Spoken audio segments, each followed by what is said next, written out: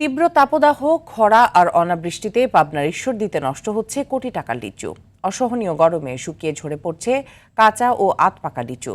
কোথাও আবার সংরক্ষণের আগেই ফেটে যাচ্ছে গাছপাকা ফল। ফলে ভালো ফলন হওয়ায় মৌসুমের শুরুতে লাভের স্বপ্ন বুনলেও বর্তমানে লোকসানের সংখ্যায় রয়েছেন চাষিরা। তবে ভিন্ন চিত্র দিনাজপুরে। বাম্পার ফলনে ব্যাপক লাভের প্রত্যাশা করছেন স্থানীয়রা।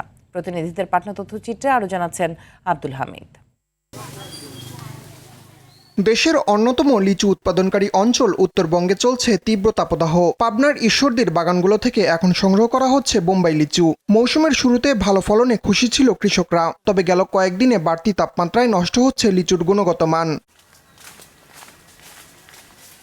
ভরা মৌসুমে লিচুর এমন ক্ষতিতে দুশ্চিন্তায় কৃষকরা, তবে বাজার অনুকূলে থাকলে লোকসান কিছুটা পুষিয়ে নেওয়া সম্ভব বলছেন তারা। হঠাৎ করে প্রচণ্ড গরম 38, 39, 40, আমার তো মনে হচ্ছে কোনো দিন তার চেয়ে বেশিও তাপমাত্রা হচ্ছে, যে কারণে লিচু পাকার আগেই লিচুগুলো পচে পুড়ে শেষ হয়ে যাচ্ছে। ভাবছিলাম যে এবছর প্রতিটি বাগান মালিকে আসলে আমরা লাভবান হব, কিন্তু গত এক সপ্তাহে যে তাপমাত্রা, সেই তাপমাত্রার কারণে লিচুর চামড়া পুড়ে কালো হয়ে গেছে। কৃষি অফিস বলছে তাপমাত্রা কমে আসলে প্রভাব পড়বে না উৎপাদনে। অতিরিক্ত রোদ, যার কারণে লিচুর একটু সমস্যা হচ্ছে।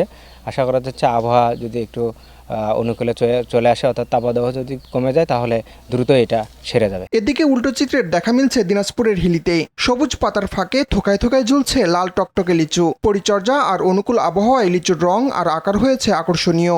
রসালো ও মিষ্টি স্বাদের জন্য দেশ জুড়ে এখানকার লিচুর চাহিদা থাকায় ব্যাপক লাভের আশা করছেন চাষিরা। গতবারের চেয়ে এবারটা ভালো হয়েছে, মোটামুটি ফলন ভালো।